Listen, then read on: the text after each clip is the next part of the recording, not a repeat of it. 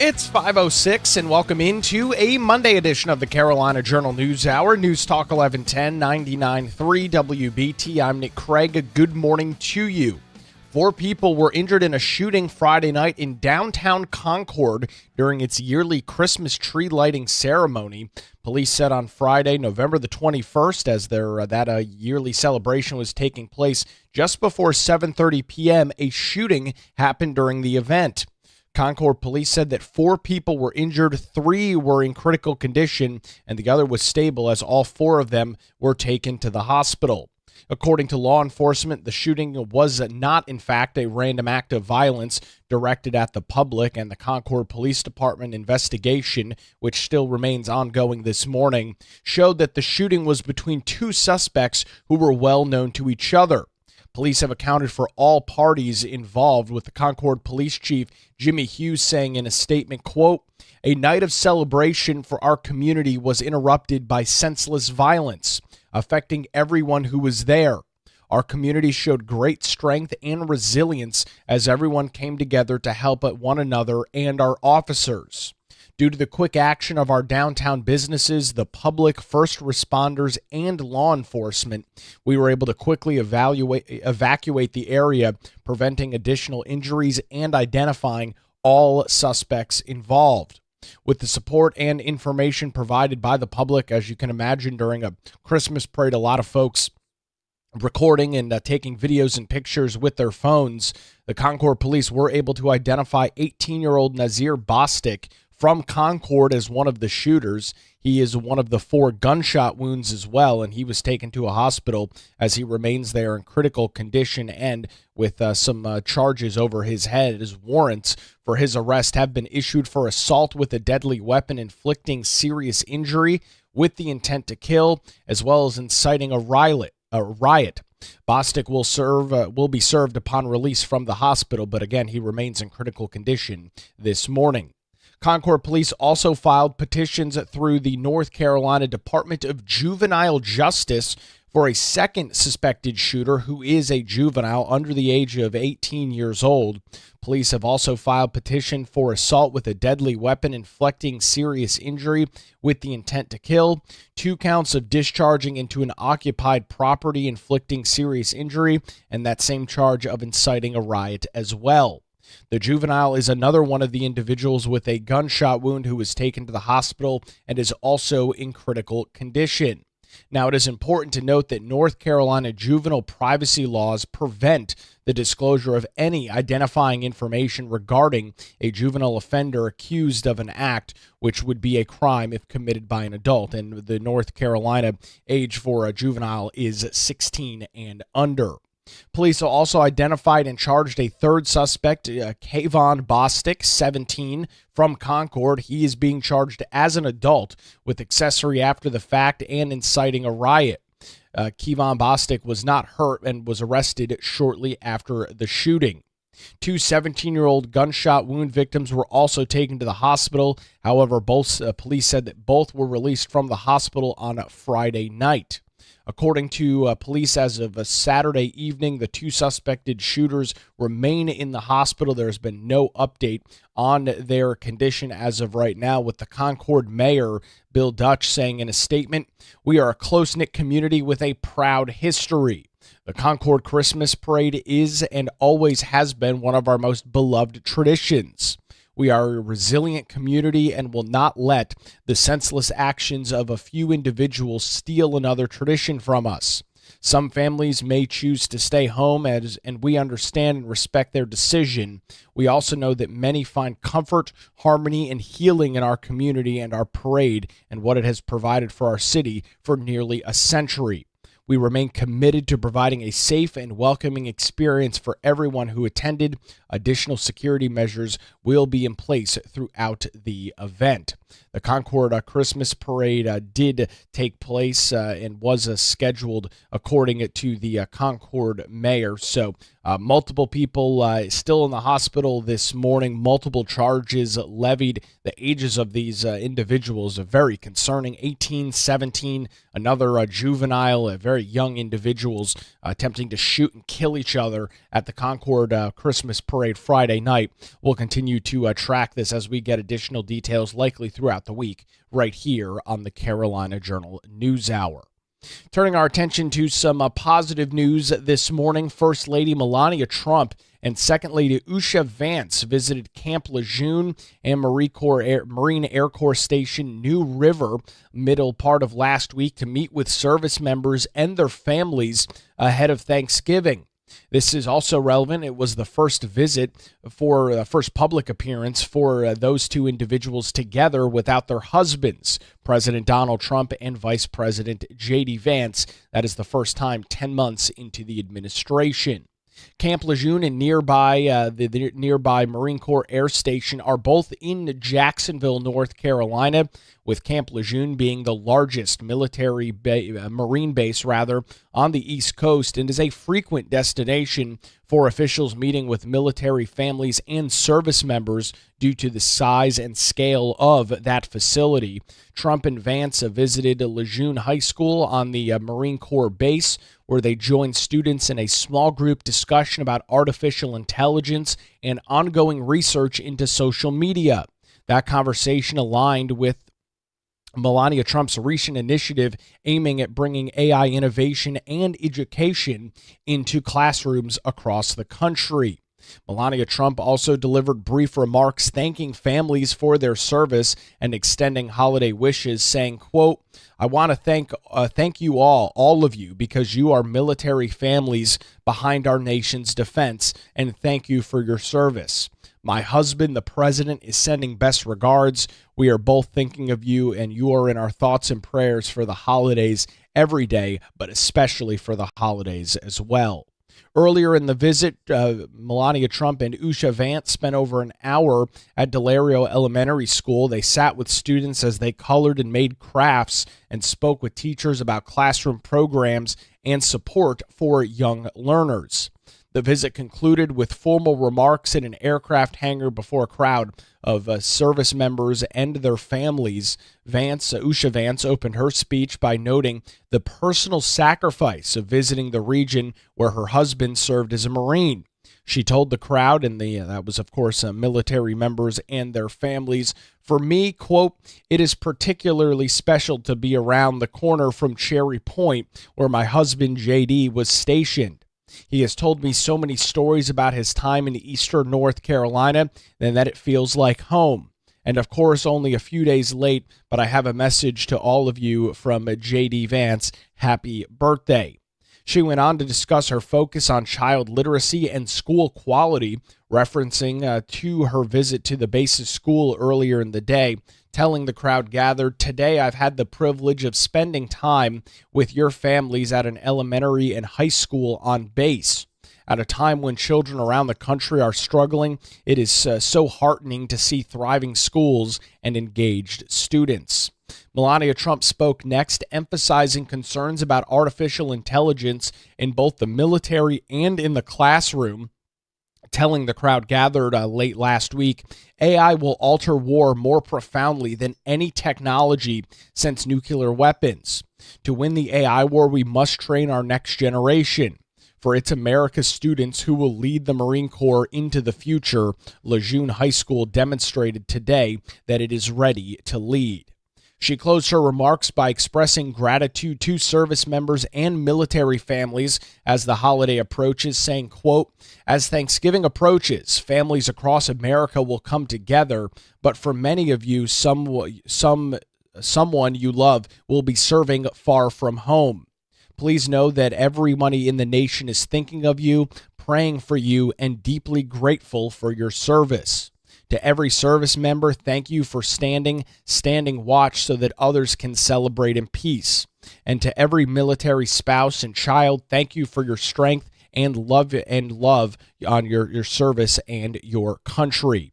The joint appearance highlighted the administration's attention to military families during the holiday season. It also underscores the future of artificial intelligence and education, both that are themes for Usha Vance and Melania Trump.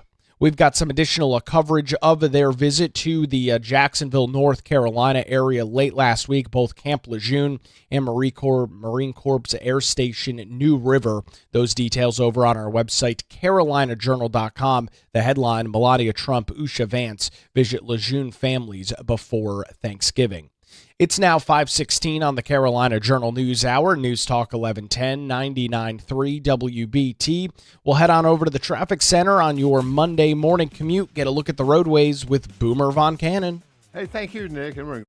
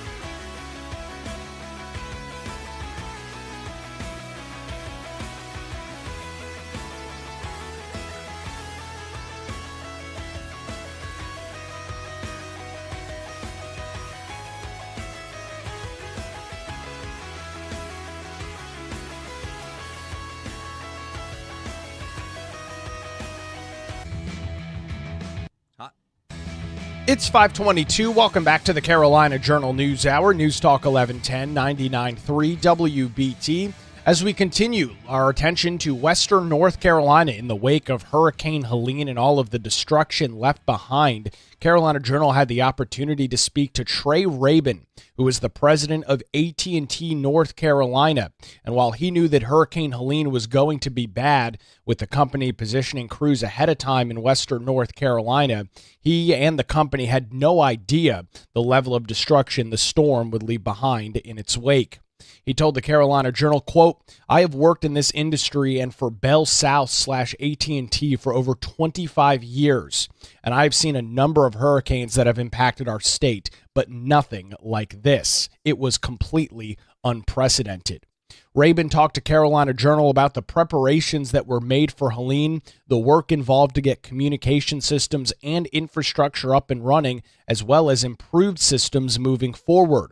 As well about the future with new and improved systems for things like broadband in the western half of North Carolina.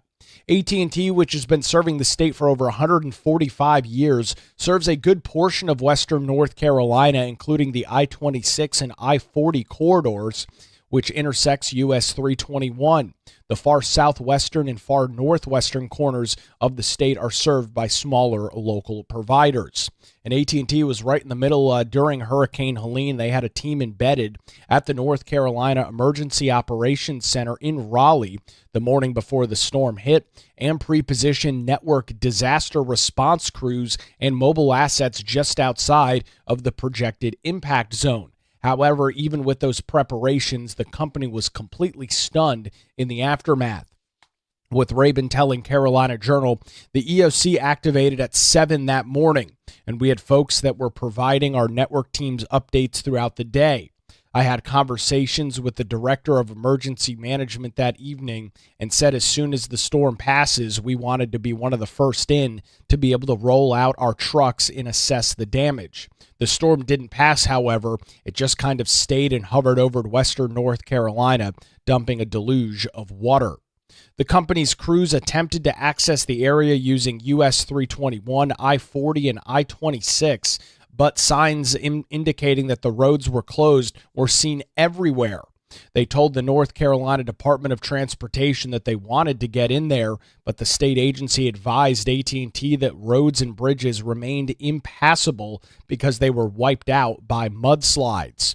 AT&T then partnered with the state and flew teams in on helicopters to begin to assess the damage and start the very lengthy process of service recovery, with Rabin telling Carolina Journal, quote, "We literally couldn't count the number of trees and the number of roads that were wiped out, but we were able to map ways that we could have folks walk into some of the devastated areas, and they could take an ATV to get as far into those areas as they could, but then they would begin walking.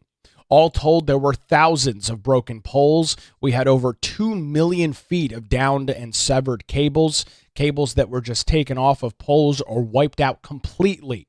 Anything that was in the valley area that was electronic wasn't operational because it was either flooded or wiped away by a mudslide, or there was just no power to provide to those systems or offices. So the level of devastation we saw was something that I think we have never seen, and I think we'd be hard-pressed to see again." He noted that the last time a level of destruction was comparable to this in western North Carolina was over 100 years ago during the 1916 floods. After the damage was assessed, teams from AT&T went on to work installing temporary lines and cables, brought in satellite-based cell phone services on wheels so that first responders, the North Carolina Department of Transportation, State Highway Patrol, and National Guard could communicate with each other and the rest of the outside world. With Rabin telling Carolina Journal, then we began the process of painstakingly clearing routes so that we could rebuild the core infrastructure to get western North Carolina back up and running. We began that work in October, and we largely finished it at the end of June 2025. We will occasionally still get a call to restore service to homes that have been inaccessible, whether it's families that had a private bridge that they had to rebuild across the creek to get back to their homes, or whether it's an area that quite honestly can't get utility poles back up and working, so it's been a Herculean task. The company has restored service and is operating as business as usual, but there was a silver lining in the dark clouds of Helene, with Rabin telling the Carolina Journal, quote, "We've increased capacity and coverage across 64 cell sites. Some of them are new, some of them have been enhanced to support modern communications. We've also extended fiber to over 15,000 households and businesses that didn't have it prior to the storm. We're not only building back, but we're building back better. And we're doing so in a way that brings many areas into the 21st century in terms of their connectivity." AT&T performed the repair work without outside funding. However, what is perhaps more important were partnerships that the company developed and utilized, including those involving in clearing obstacles to restore service. With Rabin saying, quote, "I can point to a situation that we had in Lake Lure. We have a central office there that was critical to wireline and wireless communications across western North Carolina because that was a primary path from Charlotte to Asheville. So you have long fiber that went into this office. That office was isolated due to the devastation of the flooding in Rutherford County and the almost breach of the dam at Lake Lure. So we had to rebuild connectivity to that office. With Highway 74 being washed away, company officials identified the next best path for getting there was through the Broad River. They reached out to the state and asked for approval to lay a temporary fiber through the middle of the river. And within 24 hours, they had approval from the North Carolina Department of Environmental Quality and NCDOT. The approvals helped secure an unprecedented approval, according to Rabin, from the U.S. Army Corps of Engineers to put a flexible conduit down the middle of the river, run fiber about 3 miles down the river, out of the river along the roadway, and then crossing the river multiple times to get service back to the central office in Lake Lure. This allowed them to add that coverage and capacity, not just on AT&T's wireless network, but other wireless providers that were utilizing fiber going through the central office. Rabin told the Carolina Journal this was one of just many cases where the state, along with the federal government, removed obstacles or impediments, or that they fast-tracked permits or approvals to allow us to restore service. We really saw that for the first 3 months or so post-storm of that storm. I can't think of any instance where we didn't go back to the state of North Carolina or to the federal government and ask for something and not get it. So there was true collaboration. Earlier this month, Democrat Governor Josh Stein announced a $50 million broadband recovery program that will provide grants to help internet service providers rebuild and repair broadband infrastructure destroyed by Hurricane Helene. Rabin said that he would be evaluating that program to see if there was an opportunity for AT&T to improve its network with grant funding. He said that the collaboration that they saw in western North Carolina is unlike anything that they have seen before, even with damages from Hurricanes Florence, Matthew, Dorian, Tropical Storm Fred, and others. However, those experiences, he believes, shaped the cohesive nature that had not been previously seen before. You can read some more details this morning about the continued recovery work and the kind of hoops and all of the efforts that AT&T had to jump through to get potentially tens of thousands of individuals reconnected in western North Carolina. That story's over on our website this morning, carolinajournal.com. The headline, Helene's historic damage spurs AT&T to rebuild stronger in western North Carolina. It's now 5:31 on the Carolina Journal News Hour. News Talk 1110, 99.3 WBT. We'll head back to the traffic center on your Monday morning commute. Get an update with Boomer Von Cannon. Thank you, Nick.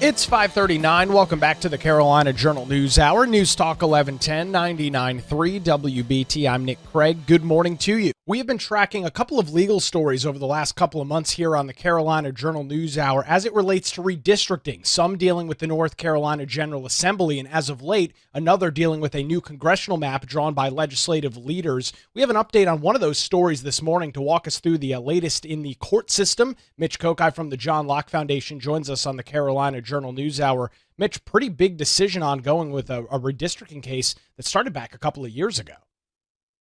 That's right. This was two lawsuits that were filed in 2023 challenging the congressional map and the maps for state house and state senate that were drawn for the 2024 election. Now, while those suits were filed in 2023, the judges overseeing these cases didn't do anything to affect the 2024 election. So these maps were used last year, and the court ended up having a trial this summer to deal with these challenges against the maps and had yet to issue a decision. The trial finished up in early July, but we were still waiting to see some sort of resolution to this case. Well, in the meantime, of course, as we know, as you've talked about, the General Assembly redrew the congressional map, shifting some counties between Congressional District 1 and Congressional District 3. Well, the plaintiffs in both of these existing lawsuits that had been around for well over a year, they asked the court whether they could file supplemental complaints against the new congressional map and just insert that into the already existing controversy. The judges said yes, that would be fine. The legislative defendants didn't even object to it. They said that's fine as well. What has happened most recently is that the judges set aside the complaints about the new congressional map and said, we haven't decided yet on that, but they ruled on everything else. So they ruled on the challenges to state house districts, challenges to state senate districts, challenges to congressional districts other than the ones that are affected by the new map, which are only District 1 or District 3. And basically, the bottom line is the judges said to the plaintiffs, no, and to the General Assembly, yes. They said that the plaintiffs hadn't proved anything that was unconstitutional or violating federal law in anything that was done with the state house and state senate map and anything done with the 2023 congressional map, reserving the right to say something additional about the new congressional map as it deals with Districts 1 and District 3. So big win for the legislature, big loss for the plaintiffs challenging these election maps. That isn't necessarily the final story here, because one would suspect that these plaintiffs are going to appeal this ruling to the Fourth U.S. Circuit Court of Appeals, and the Fourth Circuit has at times been more critical of the Republican-led General Assembly and what it's done on election maps. But at least at this point in the game, everything else about these redistricting suits is a win for the General Assembly, a loss for the plaintiffs, and the only thing that we're waiting on is a ruling now on the new congressional map. If you had to read the tea leaves based on what the judges said about the rest of the case, it's unlikely they would throw out this new congressional map either, because many of the challenges and complaints made about the congressional map were made in the pre-existing suit that the three judges dismissed. And Mitch, of course, this is relevant because of due to the current time that we're dealing with right now, as we've heard with these new congressional maps. And again, none of this is 100% set in stone, but the courts do tend to look at these dates that have been laid out by the State Board of Elections. Candidate filing is supposed to open on December the 1st. We're rapidly approaching that deadline. So, as you just noted, kind of reading the tea leaves on this, if the court is to rule in favor of the General Assembly on these new congressional maps, there most likely will be some sort of appeal, but we could be well into candidate filing by the time something like that happens. Would you say it's an accurate assertion to claim that the legal system is not going to try and halt this process if it's ongoing? I would think at this point in the game, it's going to be very unlikely that we would see something that would really jar the electoral process, that even if there's a concern about these districts, it's much more likely at this point and becomes increasingly more likely the later we get into 2025 that nothing would happen that would affect the 2026 election. One of the reasons the judges decided to put out their 181-page order explaining what they did in throwing out these cases, one of the reasons they did it now was they said that both sides talked about the need to try to get some sort of resolution before that candidate filing period opens on December 1st. Now, even if there's an appeal, it's possible that the Fourth Circuit would say, no, the three judges who dealt with this at the trial court level, you got it wrong, and we're going to say that these maps can't be used in 2026. But if that happens, the General Assembly would almost certainly get another chance to redraw the maps, and then you would almost certainly see some sort of delay in the election process because the time is running out for them to do anything before the current candidate filing starts on December 1st. One would expect that if the Fourth Circuit comes in and says you've got to do something different, or if the three-judge panel says something about that the General Assembly got the congressional map wrong, that you would almost certainly have to expect that something will get delayed, at least candidate filing, if not, maybe even the primary itself.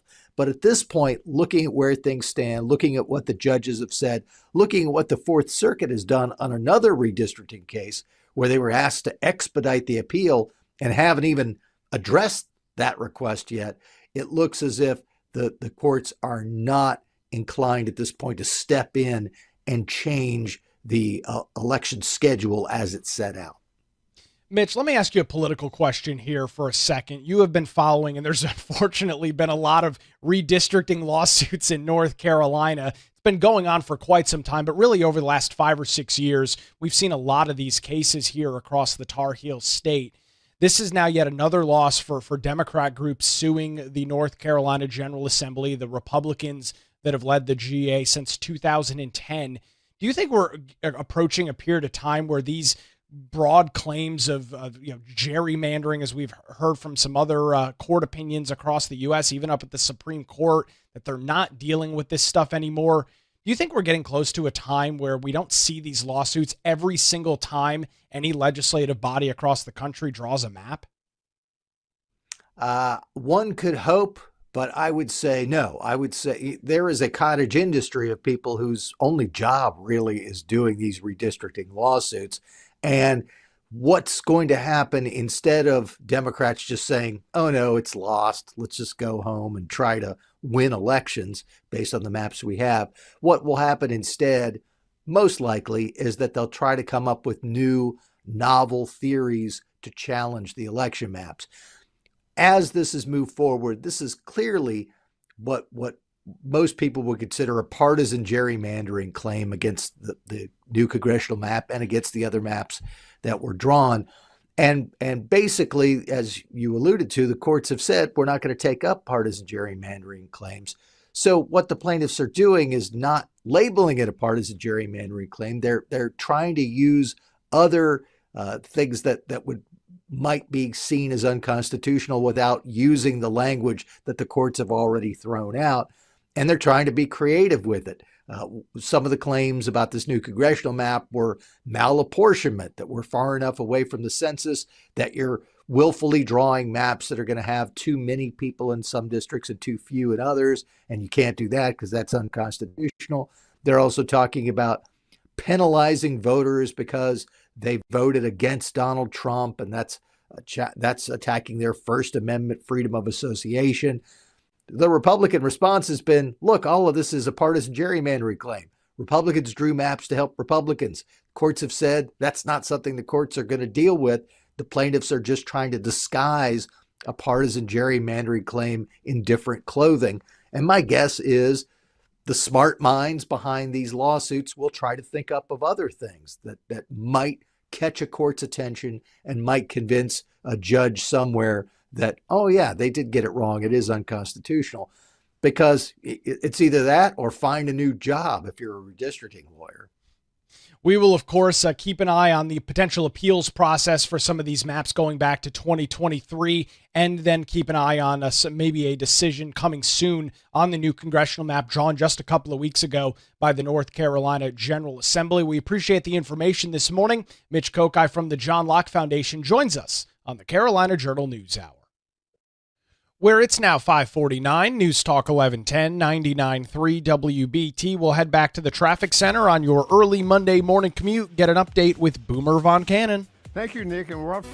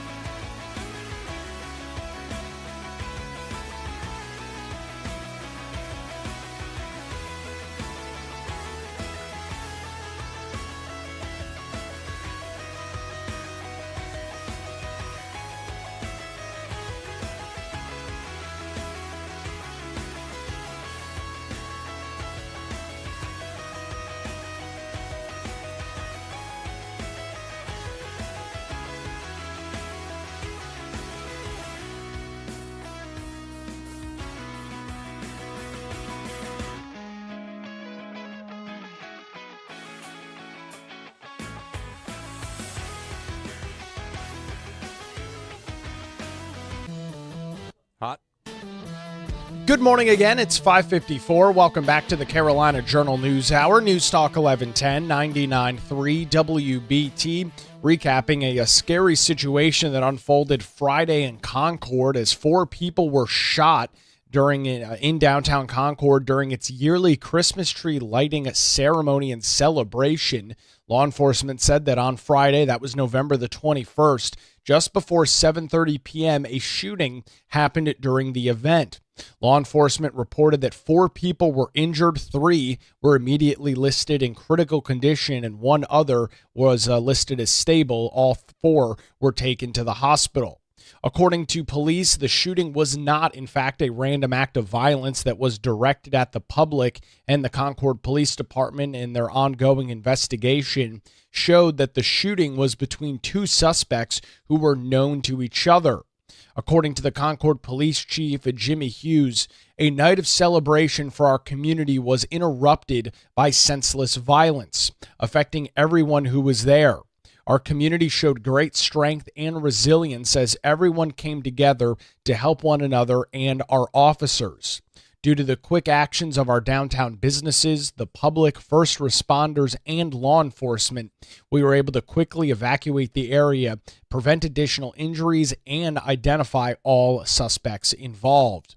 With the support and information provided by the public, a lot of individuals recording and taking pictures during the parade and Christmas tree lighting ceremony, Concord police say they have identified 18-year-old Nazir Bostic of Concord as one of the shooters. He is also one of the 4 gunshot wound victims who was taken to the hospital and remains in critical condition. Warrants for his arrest have been issued for assault with a deadly weapon, inflicting serious injury with the intent to kill, as well as inciting a riot. He will be served upon his release from the hospital, according to police. Concord police also filed petitions through the North Carolina Department of Juvenile Justice for a second suspected shooter who is under the age of 18 and a juvenile. Police have also filed petitions for assault with a deadly weapon, inflicting serious injury with the intent to kill, 2 counts of discharging into an occupied property, inflicting serious injury, as well as inciting a riot. The juvenile is also one of the gunshot victims as well and is in the hospital under critical condition. North Carolina juvenile privacy laws prevent disclosure of any identifying information regarding a juvenile offender accused of an act which would be a crime if committed by an adult. Police also identified and charged a 3rd suspect, Kayvon Bostic, also of Concord. He is being charged as an adult with accessory after the fact and inciting a riot. Kayvon Bostic was not hurt, however, he was arrested shortly after the shooting took place. 2 17-year-old gunshot wound victims were also taken to the hospital. However, police said that they were both released from the hospital Friday night. This is obviously still a very dynamic situation. We'll continue to track the coverage right here on the Carolina Journal News Hour. Well, that's going to do it for a Monday edition. WBT News is next, followed by Good Morning BT. We're back with you tomorrow morning, 5 to 6, right here on News Talk 1110 and 99.3 WBT.